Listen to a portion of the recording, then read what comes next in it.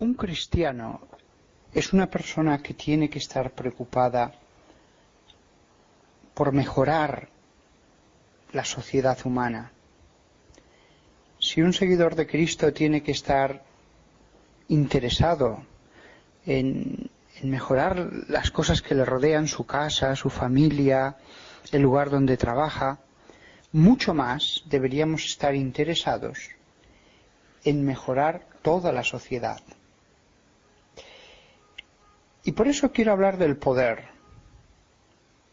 no de las cosas que se pueden hacer con el poder, mejorar una carretera, mejorar un sistema sanitario, etc. No, de lo que quiero hablar es del poder.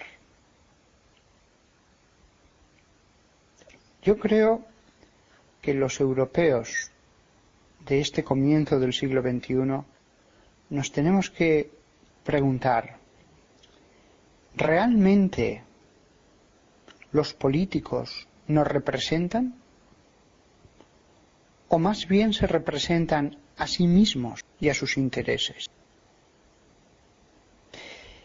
Hablo del poder porque veo con preocupación cómo, no solo en mi país, sino en muchos otros, la política no es que refleje la división de pareceres de los ciudadanos, sino que la política crea esa división. La política como fuente generadora de división y confrontación.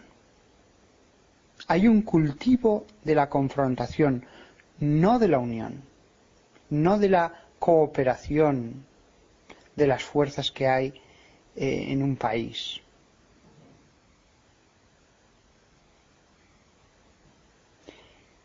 Los políticos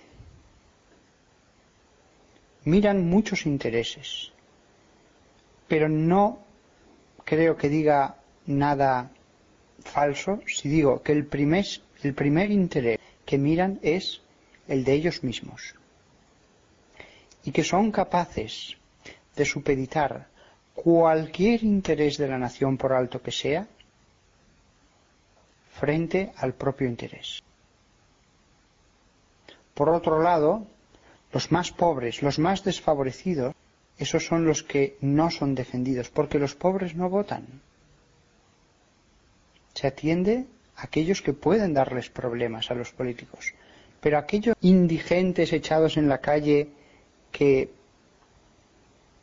no tienen poder reivindicatorio, esos son olvidados. Todo aquel que no pueda crear problemas a los políticos, por pobre, por necesitado que está, es olvidado. Entra en tierra de nadie.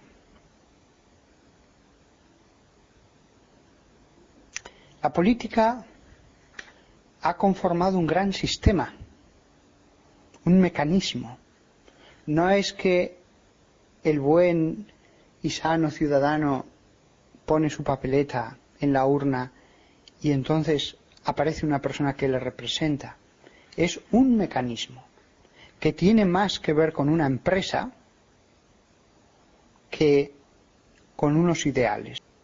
Hoy día los partidos políticos funcionan más como empresas. Hubo una época en la que idealistas creyeron que, y lo creyeron muy bien, que el sistema funcionaría con la división de poderes. Tenían toda la razón del mundo. Sin embargo, después de siglos, podemos afirmar con total seguridad que en muchos países occidentales no existe la división de poderes. Desde luego, entre el poder legislador y el ejecutivo, ninguna. Y el poder judicial no es completamente independiente en muchos países, es algo independiente, pero no de un modo perfecto. Y esto no cambiará porque no hay interés por parte de los políticos en cambiarlo. Los idealistas dijeron, deben ser independientes, pero hoy día los políticos se dan cuenta de que, como de momento eso no les resta votos, puede continuar como está. Se suele decir que necesitamos políticos cristianos, pero yo ya no creo realmente eso, por lo menos en Europa. Lo que necesitamos es cristianos que cambien el sistema político.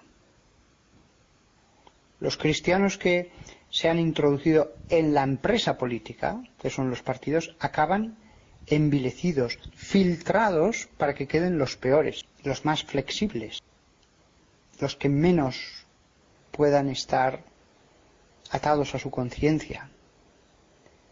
No necesitamos políticos cristianos, necesitamos cristianos que cambien el sistema político. Escritores, periodistas, catedráticos, que empiecen a concienciar a la sociedad que lo que falla no es tal o cual político, sino el sistema entero. Desde luego los políticos no cambiarán el sistema.